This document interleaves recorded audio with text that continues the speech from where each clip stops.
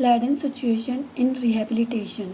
इन rehabilitation में क्या होता है कि जैसे कि जब पेशेंट का ट्रीटमेंट करते हैं तो कई कारण इफ़ेक्ट कर सकते हैं, मतलब उस पर प्रभाव डाल सकते हैं। जैसे कि हम बोलेंगे यहाँ पे challenging multiple factors such as physical, emotional, social, culture और ethical consideration and interact influence the patient rehabilitation process.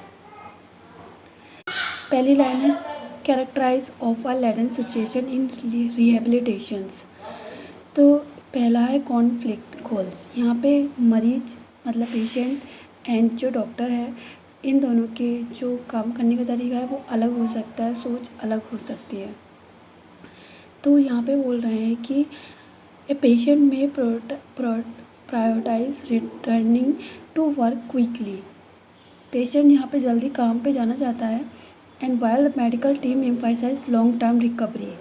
और यहाँ पर जो डॉक्टर्स हैं, मेडिकल टीम है, तो वो लॉन्ग टर्म रिकवरी चाहती हैं और इंजरी प्रिवेंशन, जो कि उनको जो इंजरी हुई है उसको आगे के लिए प्रिवेंट करना चाहती है।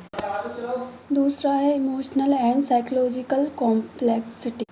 तो जिसमें क्या patient undergoing rehabilitation often face emotional challenges such as frustration जब इलाज होता है तब, एंजाइटी और depression which complicate the process.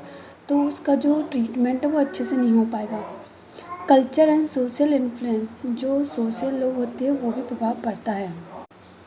Ethical dynamics दुविधा सिचुएशन में arise where the patient choice conflict with the provider professional judgement ethical standard. For example कि patient में refuse certain intervention despite the health care team believing in their best interest.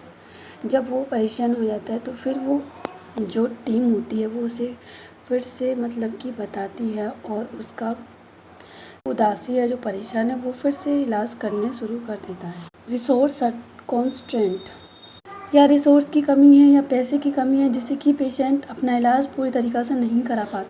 Impact on the rehabilitation process, इनमें option है पहला therapeutic alignment, जिसमें कि patient और doctor के बीच एक विश्वास होना चाहिए।